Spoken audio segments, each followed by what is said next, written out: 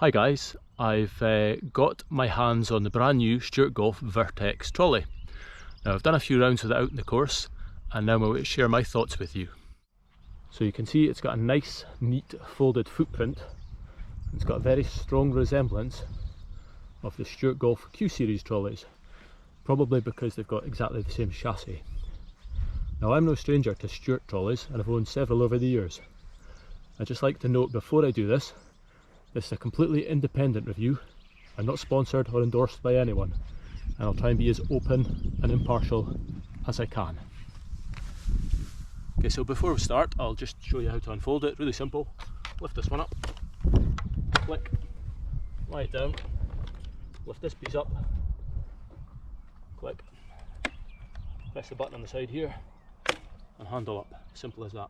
So the model I'm testing here is the black edition, which has black wheel arches, it has black badges, and it has some black bits on the back. It's £1,249 with a 27-hole battery. You can add a 45 or substitute for a 45-hole battery for an extra £150, and you can choose the carbon edition of this trolley for an extra £100, which makes the top model £1,500. Maybe slightly heavier than with the 45-hole battery. This model's weighing in at 17.5 kilograms, and it's actually quite easy to carry because it's got an inbuilt handle when you fold it up. The VERTX has a truly unique feature called ATC, and ATC stands for Active Terrain Control. Now this is essentially some clever electronics and sensors which control the trolley's speed on hills. Anyone that's used an electric or remote trolley will know that often going down a hill means chasing after the trolley, trying to catch up with it. And in theory this ATC should eliminate that. Now before we get to that, let's have a quick look at the remote. So here's the remote handset that comes with the VERTX, and also the silicone skin that comes with it to keep it waterproof. Now the chassis of this remote has been exactly the same since the X3 remote I had, which was 2007, so that's nearly 16 years, and the physical appearance of the remote hasn't changed. I can only assume the internals have changed a lot since then, but surely it might be time for a refresh of this, perhaps maybe a bit more slimline. Everything nowadays gets smaller, doesn't it? So the handset here is paired by Bluetooth, and Stewart estimate 100-metre range. Now I've done some testing on this and it still operates at over 200 yards. To be honest, I didn't try any further than that, as I can't imagine you'd ever be 200 yards away from your trolley.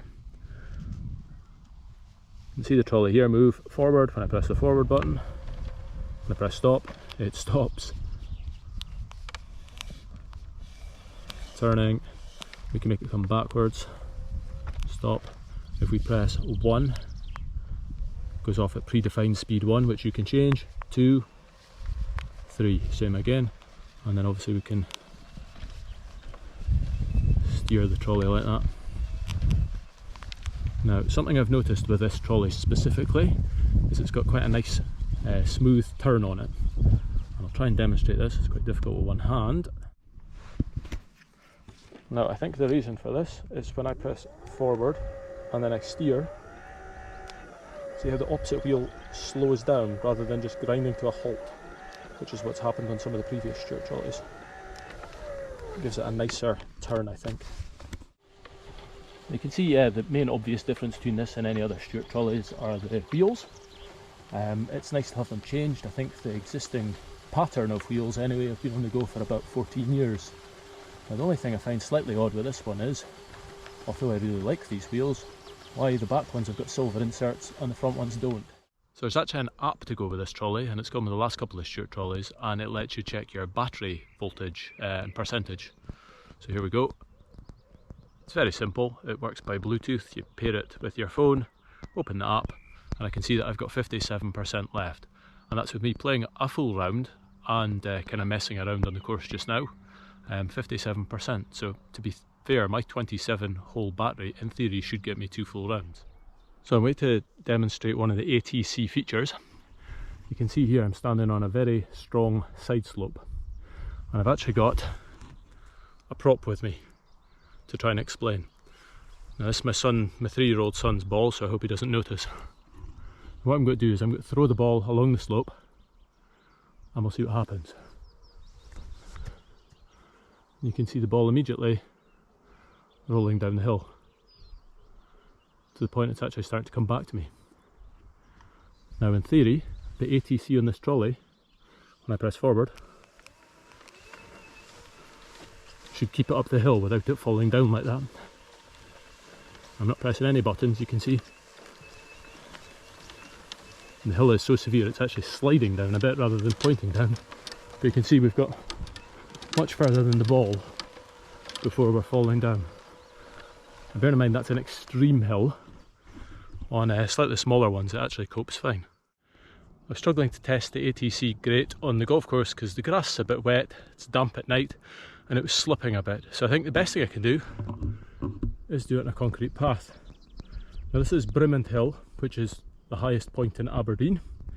It's a service road right to the top. I cycled up here this morning. My Garmin said this was a 10 to 11 degree incline. So I'm back out with the football. I'm going to throw it up here. And don't get stuck in the grass. What happens? It slows down. And then it can't hack it, so it comes back to me. Kind of. I'm going to press this 4 times forward, which would be about my average walking speed. And in theory, only minor steering corrections.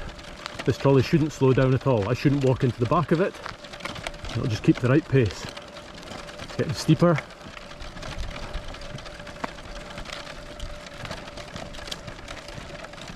Now any other trolley would be slowing down and I'd be having to press up, up, up to try and make it go a bit faster. Here's the reverse. I could throw the ball down, but you get the idea, it's pretty steep. Got to press forward once, which is its slowest speed. Again, I'll maybe have to correct the steering a little bit, but you can see the trolley's just creeping along at the same speed I started it. Doesn't matter, it's a big hill. Maintaining the speed. Any other trolley, including mine, which has apparently got hill braking, would be rolling away, way down the hill faster and faster. I think this is truly exceptional.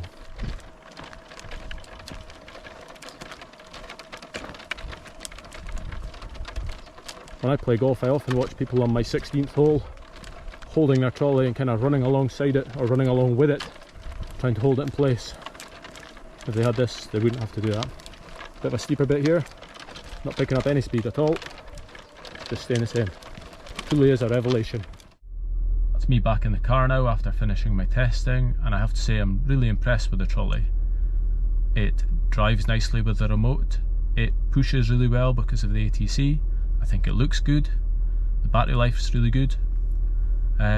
It's expensive, and I guess like most things in life you get what you pay for, so if you want a great trolley you have to pay for it. The one thing it's missing, and I've said this multiple times with Stewart trolleys, a way of controlling it without using the handset would be nice. So I guess in summary, if you're looking for a good high-spec remote trolley, then this is definitely one to consider.